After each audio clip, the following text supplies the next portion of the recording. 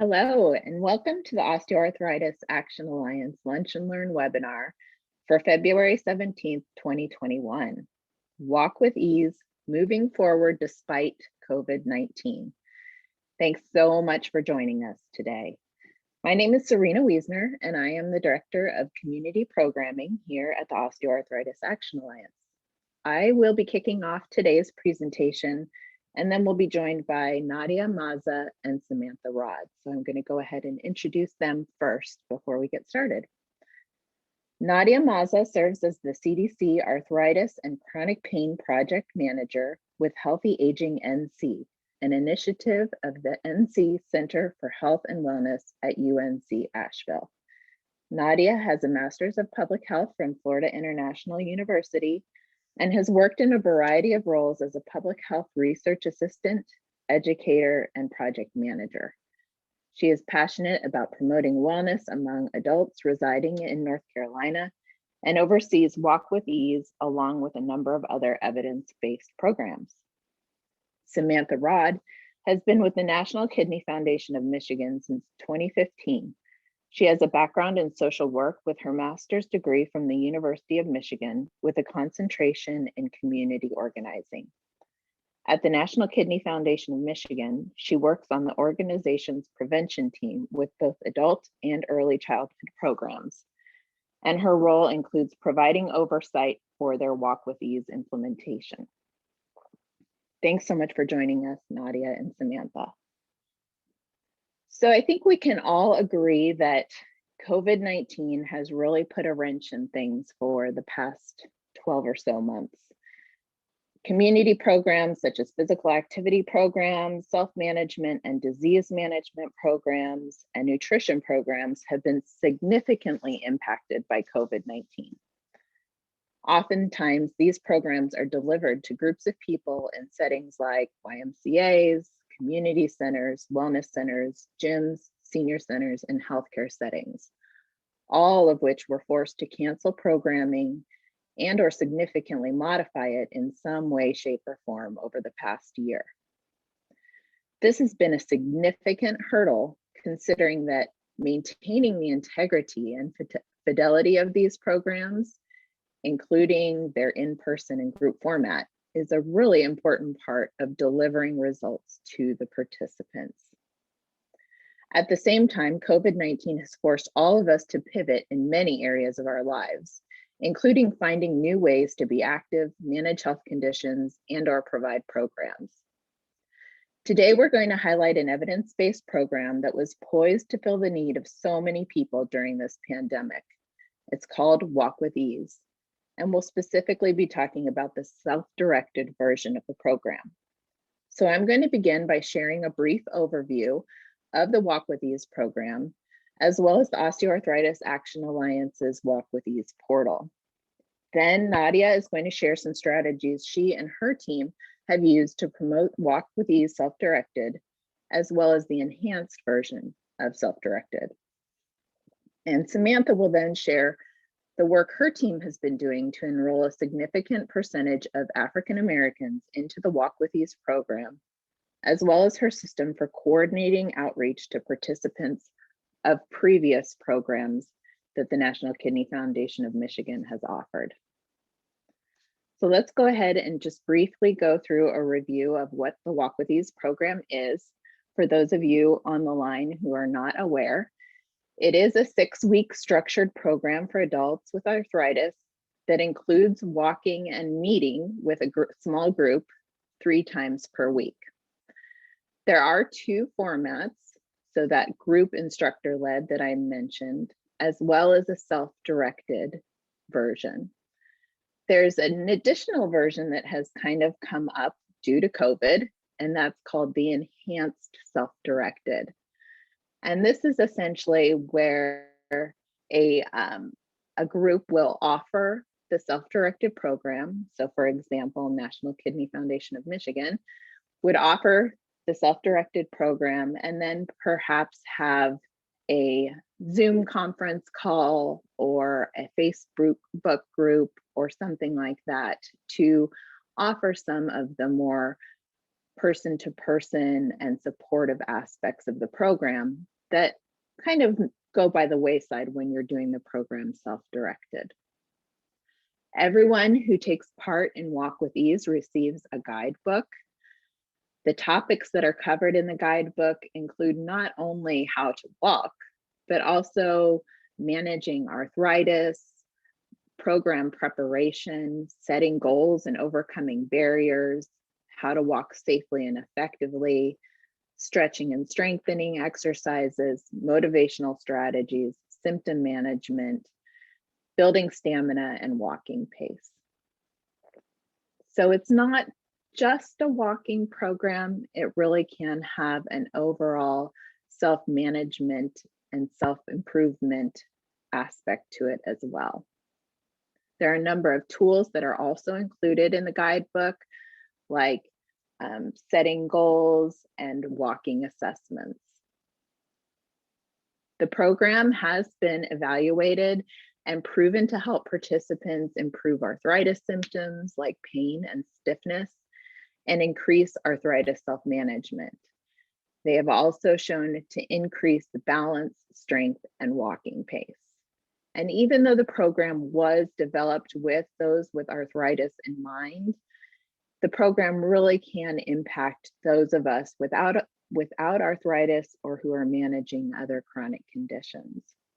And as we'll hear from Samantha a little bit later, it can have benefits and appeal to those who are going through other programs and who are dealing with other chronic conditions such as chronic kidney disease, diabetes, and others. To increase the accessibility of the self-directed Walk with Ease program, the Osteoarthritis Action Alliance developed a portal so people can register for the program, provide some information about themselves, and then receive a free book. We have just launched a new version of the portal that also allows participants to continue to log back into a portal to track their walking and set their goals. They're also able to see some of the tools that are available online that are also available in their guidebook, just for easy access so that they can keep moving through the program. Also, as a part of this portal, they are enrolled in a weekly email engagement series that includes motivational messages to help them continue on their walking journey. For those who are on this call and or listening to the recording and are maybe a part of a community-based organization that would like to offer self-directed Walk with Ease, we are also able to develop portals for partners so that they can too use this resource for their community. All of the information can be found at the URL walkwitharthritis.org. With that, I'm going to go ahead and turn it over to Nadia to discuss all the great work that she's doing at the North Carolina Center for Health and Wellness. Great, thank you so much, Serena, and hi everyone. As Serena mentioned, I'm currently working with Healthy Aging in C, which is an initiative of the North Carolina Center for Health and Wellness at the University of North Carolina in Asheville. And Healthy Aging in C serves as North Carolina's statewide resource center for evidence-based community health programs, including Walk with Ease, of course. By connecting people to the programs and agencies that improve community health, increasing the capacity of providers to offer these programs throughout the state, maintaining a website with current program information and online registration systems, which I'll share with you a bit later, and also collecting and analyzing data to report our results. So that's a little bit about us, and let's go to the next slide, please.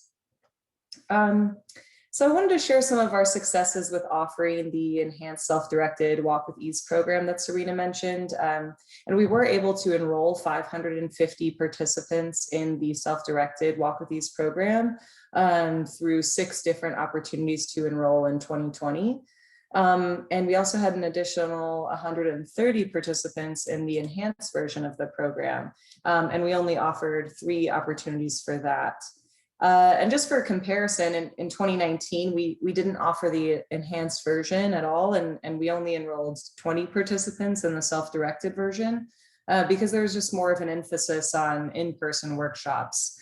So we offered 21 of those in 2019 of the in-person and enrolled almost 300 participants. And we only offered 2 in-person workshops in 2020 because of COVID, of course, and which enrolled about 24 participants. So all versions of Walk with Ease included, we were actually able to reach more participants in 2020 than 2019. And of course, the Osteoarthritis Action Alliance was key to this success and helping us develop a personalized registration link through the portal Serena mentioned, and supported the mailing of guidebooks to participants as well. The Office of State Human Resources was also extremely helpful by partnering with us to offer the Walk with Ease program to state employees, both before and after their already established wellness initiative called the Miles for Wellness Challenge. So that allowed us to build on the momentum that already existed for that. And we were able to pitch Walk with Ease as both a warm up and a cool down activity to complement this existing program. I also wanted to just add some silver linings related to offering Walk with Ease during COVID-19. One of which was just already having this enhanced version of the Walk with Ease program queued up and ready to go with resources to offer Walk with Ease virtually. And it was available immediately when COVID hit. So that was really helpful. And then also having the CPR requirement for becoming a Walk with Ease leader eliminated for virtual programs was huge, because all of the additional training requirements can be completed online. And so before COVID, the CPR requirement was definitely a barrier, and we've been able to help support many leaders in getting a provisional certification to offer courses virtually. And while I don't really have a way of concretely confirming this, my hope is that these virtual offerings have expanded access to groups that were perhaps previously unable to participate in group or in-person classes for whatever reason, and either transportation or just distance away from the offerings in person. And I also hope that these options for virtual connectivity, such as Zoom calls, Facebook groups, emails, texts, etc., that we've almost been forced to lean on more heavily, and will persist beyond COVID-19 restrictions and become utilized as additional tools and resources to build the capacity of and engagement with this program and other programs. And just to add to that, I'll share that I offered the enhanced version of Walk with Ease once using Zoom calls and once using a Facebook group. And I found that the Facebook group actually encouraged more engagement. It was a little bit easier to track that engagement since everyone could participate on their own time, and because it was mostly in a written format. So I've had the most success with that. And let's go to the next slide, please. So this is actually a testimonial from a participant who was in the Facebook group I just mentioned, and she emailed me this sentiment about the program offering her accountability along with practical, tangible action steps she could take to become more active in various ways, even beyond walking. So I just wanted to share that with you all. Next slide, please. And wrapping up here, I wanted to leave you with a few resources that are mostly designed to assist Walk with Ease leaders in actually leading the program, but some of which might also be helpful to just learn more about the program or enroll yourself or a family member in a program throughout the state if you're interested in that. So our Healthy Aging NC website has a program locator tool for Walk with Ease.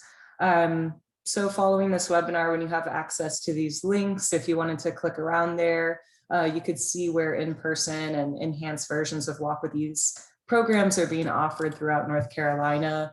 Our website menu at the top of every page also has a refer button that takes you to a HIPAA compliant referral form that anyone can fill out to refer themselves, a friend or a family member, or a patient if they're a healthcare provider or caregiver, to the programs we support. And there's a bunch of other cool resources on our website, but I'll leave it at that for now and let you all explore on your own. And the rest of these resources are really geared towards leaders of the Walk with Ease program. And part of the work I do is actually supporting leaders in North Carolina in their Walk with Ease leader training and throughout the process of offering their first course. So if anyone on the call today is in North Carolina and interested in becoming a leader or already a leader and wants to learn more about offering the program virtually, feel free to contact me about that. And I think I see some questions coming in the chat, but that's all I have. And I don't know if we want to wait until later to answer those, Serena. So I'll hand it back to you. Let's go ahead, and I think a couple of these are good for you to address right now, Nadia. Okay. So the first question is, can you talk a little bit about how you marketed the program to get such high engagement in the self-directed program? Yes, definitely. So as I mentioned, I really do credit the Office of State Human Resources for their help in just making the announcement as to enroll in the Walk with Ease program as part of their already established Miles for Wellness initiative that they've already had long-standing participation in every year. So I think attaching ourselves to that program and giving people an opportunity to participate and Walk with Ease leading up to that initiative was really helpful for that. I also think just having a really easy online registration system through the portal at the Osteoarthritis Action Alliance was definitely helpful, just so people could click a link, fill out their information, and then get a book and be enrolled. That was really helpful. And then I also linked as one of the resources here a sample flyer, and that is the flyer that we used when we received the most participants. And so if that's helpful to you to view that, feel free to use that template. That's great. And how about this other question? Is it possible to count completers for the enhanced self-directed version? That is a great question. And I've been working with the National Council of Aging on that. For the participants that I mentioned, I was not able to count completers because I didn't receive a large percentage of post-program surveys. So technically none of them counted as completers. And so instead I was able to count at least 6 encounters, since they were receiving an email each week of the 6-week program. And if we did receive a post survey from those small percentage, we did count completers if they self-reported completing the program. But some ways I've kind of approached this are just, for example, with the Facebook group, I can actually count the number of engagements people have on the weekly posts that I was putting on there, or for the Zoom calls, I could count who was attending those programs. So that's one way to keep attendance that or a couple ways to keep attendance. But beyond that, I'm not sure how to capture completers.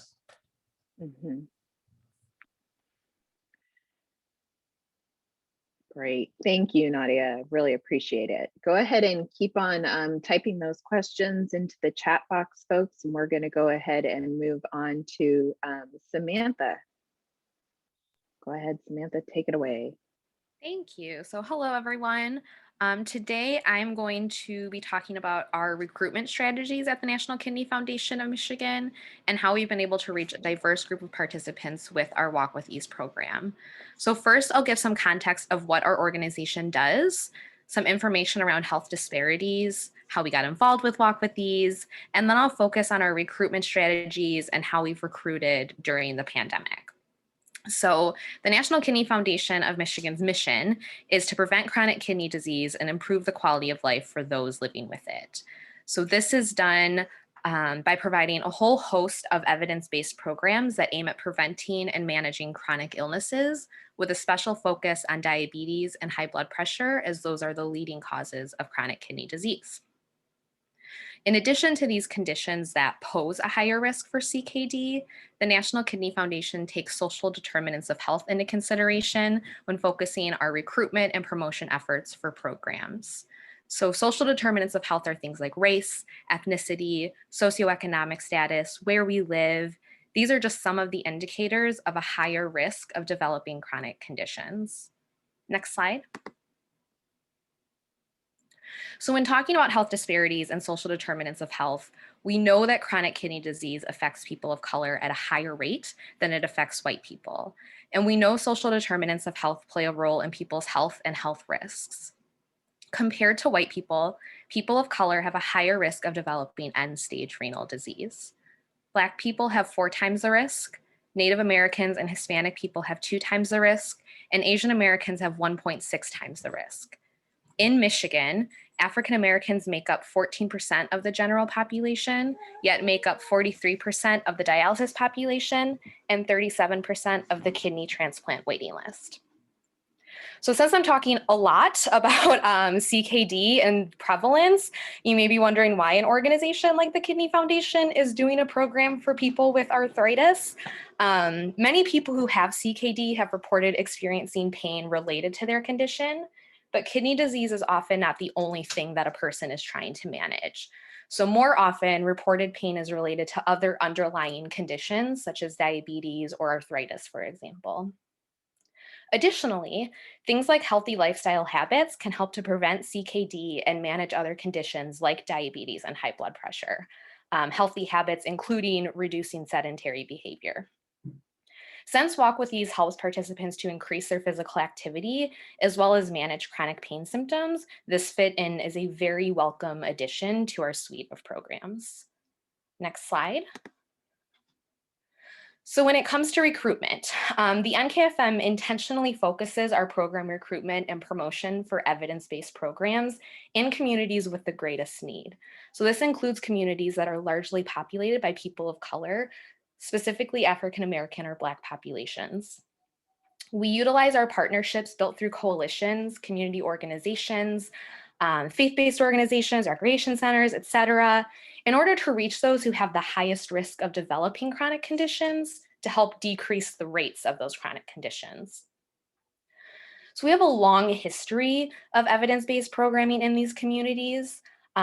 With our community relationships and presence, we've been able to offer our programs at repeat locations, and we've been able to promote Walk With Ease to participants in those well-known programs. Like all organizations experienced, COVID-19 really caused us to cancel or postpone all in-person workshops and transition to a virtual format when possible. One program that we offer that took a pretty strong blow when this happened was the Enhanced Fitness program. So Enhanced Fitness is a year-round, it's a 3-day-a-week group fitness program that is incredibly popular, and rightfully so, with just about everybody who takes part in it. And without a way for our regular Enhanced Fitness participants to be physically active, and without yet being able to provide the EF program in a virtual format at that time, we needed something to first and foremost offer to those participants. So we had been offering Walk With Ease on a much smaller scale for years, but with the pandemic, the popularity of this program skyrocketed. We first worked with our existing funders for Enhanced Fitness and got approval from all of them to offer Walk With Ease to our EF participants. Our initial recruitment in 2020 started with those people, and we called each participant to just check in, give an update on the status of EF, but then we also informed them of our other distance learning opportunities with a special focus on Walk With Ease. So we signed people up over the phone, or obviously with their permission, we emailed the registration link to them, and we were able to gain a lot of participants that way. So this is probably a given, but we've also made sure that our communications, our marketing of materials, and that our provided programs are also culturally appropriate and relevant to priority populations. And we've also made sure that our communications about the program aren't too narrowly focused. So we introduce Walk With Ease as this is a physical activity program, and we share all the potential benefits that walking can provide. And then we follow that up with, and if you happen to have arthritis or joint pain and stiffness, this is great for managing those symptoms too. So when we kind of started changing our verbiage around that, this really helped to open up the program without unintentionally excluding people who may not have arthritis or related symptoms. So the final recruitment effort that I will talk about, I apologize, I talked super fast, is our utilization of program coaches. So our program coaches lead various evidence-based workshops with NKFM. These coaches are very diverse in race and ethnicity and have been great advocates of NKFM's mission and really all of our programs. When we were expanding Walk with Ease during the pandemic, we invited our enhanced fitness instructors to participate in Walk with Ease. We informed them about what the program was, and we let them know that our regular EF participants would be invited to participate as well. So many of our EF participants are comfortable and familiar with the instructors that our instructors were great advocates for participating in Walk with Ease. So I have said a lot in a short amount of time, and I could still say so much more, but to really bring it home, this work obviously didn't happen overnight. There have been many years of relationship building and building trustworthiness of our organization and our programs in diverse communities that has helped really lead this program to success. Being very intentional with our efforts and making that connection to what kind of impact this program can have on a person's life and how it can help enhance and achieve people's goals was really huge. Next slide. And then these are just some resources, and there's a photo of my dog that I hope you can't hear whining in the background. She's been following me around. So these resources will be emailed out to you, but just to give some information on what they are. The first link is our distance learning page, which is very Michigan specific, but it has information about all of our evidence-based programs that we're doing virtually if you're interested in what those are. And then the rest of these items will be shared in a Google Drive folder, but we have some email templates for how we invited EF instructors, email templates for how we communicated with different site directors. There's some guidance that we used for touching base with participants throughout the program. And then finally, a script for recruiting participants through one-on-one calls. And that is all I have. Thank you so much. That's wonderful. Thank you, Samantha. I really appreciate it. Excellent. Okay, so I'm going to go ahead and pause here and let you all know that we are coming kind of to the end of our half-hour lunch and learn time, but we are going to stick on the line and answer all the questions that are coming in on the chat. So if you have to go at this point, that's okay. You can catch up with the answers to these questions through the recording that's going to be posted online. And all these resources and our contact information will also be emailed out to you. So thank you so much, Nadia and Samantha. It's just wonderful to hear how you both have pivoted and taken the opportunity to utilize Walk with Ease to fill some of the gaps that you might have been otherwise experiencing without the ability to meet in person over the past year. So it's been wonderful to hear your experiences. I'm going to go ahead and start off with this question from Rachel. She says, in my state, Washington, small walking groups are now allowed. Would it be possible to do the enhanced version and also help arrange groups of up to 5 participants to occasionally do their walks together? Our participants get to know one another well through the Zoom calls and have been asking if they can be paired with others to do their walks, especially if they have no one else to walk with. So I'll start with Nadia if you have some input to that, and then Samantha, you as well after that. Sure. So for my work with the Arthritis Foundation, the enhanced version of the program can include in-person meetings up to 2 times per week. And if you're meeting in person to walk together 3 times per week, then it is just considered the in-person group version of the program. But if you're meeting just 1 to 2 times per week and then supplementing that with Zoom calls, that would be considered the enhanced version of the program. And that is encouraged if you're able to do that safely and outside and socially distant. That is definitely a possibility. And of course, if Samantha has anything to add. Mm-hmm. Mm-hmm. Sure. So for my work with the Arthritis Foundation, the enhanced version of the program can include in-person meetings up to 2 times per week. And if you're meeting in person to walk together 3 times per week, then it is just considered the in-person group version of the program. And that is encouraged if you're able to do that safely and outside and socially distant. That is definitely a possibility. Samantha, did you have anything that you wanted to add there? Sorry, my computer glitched just a little bit. Oh, that's okay. No, I don't have anything to add. Thank Okay, you. great. So Rachel, in the chat box, just give us a yes if you got the answer you needed. Jill says, I'm wondering if anyone has considered a hybrid version of the self-directed and the in-person, where the lessons could be taught over Zoom and they could do the walking on their own. Would that be different from the enhanced version? Nadia, you want to take that one too? Sure. So that actually is kind of the description of the enhanced version of the program. So participants are expected to walk on their own, and then the health lecturettes are taught via Zoom or some other form of engagement, such as email or text or Facebook, is happening virtually, and then participants are walking on their own. So I think what you're describing would be considered the same as the enhanced version. Mm-hmm. Great. And just as an FYI, I know that there are some groups who are developing video recordings of those lecturette sessions.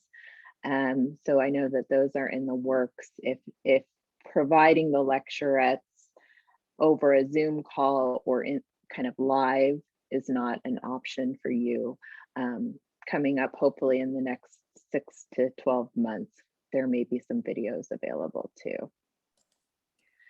Okay. And I would just add, Serena, sorry to interrupt, but since a lot of these questions are just about how to offer the program using this through the enhanced version, I would say the best of the resources that I have linked under my name there would be the self-directed enhanced walk with ease toolkit. I think reiterates a lot of the answers to these questions. Great. Yes, I think that's wonderful. The Arthritis Foundation put that out kind of in the summer of last year when we were all staring down many more months of the pandemic, and kind of just knowing that the enhanced version would be attractive to a lot of community-based organizations. That toolkit is super helpful. Okay, it looks like Kristen is responding to Jill.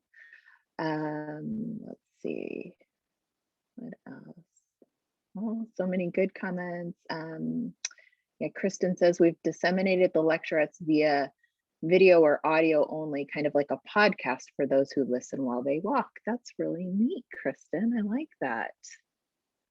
That's awesome. I wonder if that's something you would be willing to share. We would love to make that available to others. We do have at the Osteoarthritis Action Alliance, we have a toolkit for Walk with Ease, and it does include links to the Arthritis Foundation's toolkit as well.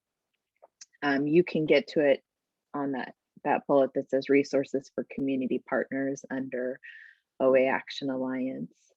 I did also want to highlight that we created a COVID-19 page that talks about some resources that are more specific to arthritis management during the COVID pandemic. So I wanted to highlight that as well. Let's see, can the screen be sent as an email? Yes, we are going to send all of this resources and contact information to everyone. And we'll also make sure it's in the description when it is posted on our YouTube channel. Any other questions from folks?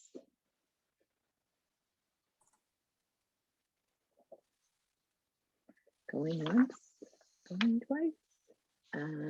Let's see. Oh, it was mentioned that the requirement for instructor to be CPR certified was eliminated for virtual offerings. Can you talk about that? Okay, Nadia, I'm going to chat about that a little. Yes, so the Arthritis Foundation is giving out provisional Walk with Ease leader certificates that allows people to offer virtual programs. So that would be an enhanced version of the program, but it could not include in-person meetings. So if you were implementing the program where participants were doing all of the walking on their own, but you were connecting virtually and everyone started and ended at the same time, you would not need a CPR certificate to lead that. You would just need the online Walk with Ease training completed. Great, thank you, Nadia. And I did want to put a plug out there for our portal. If you're interested in using the portal for the dissemination of the self-directed Walk with Ease, there are some features within the portal that make it easier to kind of group the participants by cohort. So you can have like a registration start and end date so that essentially all those participants are starting at about the same time. So that they'd all be registering at the same time, getting their engagement emails at the same time, and then you can easily see who those people are and reach out to them for any additional enhanced activities like a Facebook group or a Zoom webinar or something like that. So that is something that's built into the portal if you want to use it. Okay, well, I don't see any other questions coming in. So I think we'll go ahead and wrap up and thank everyone for participating today. It concludes today's presentation, but we'd like to encourage you to join next month for our March 17th Lunch and Learn. It's entitled the Equality in Medicare and Medicaid Treatment Act and Improving Health Equity, featuring Bill Feiner-Brock. And I would also like to encourage you to fill out the poll that will show up on your screen when you exit the presentation today. Thanks so much, everyone, and have a good afternoon.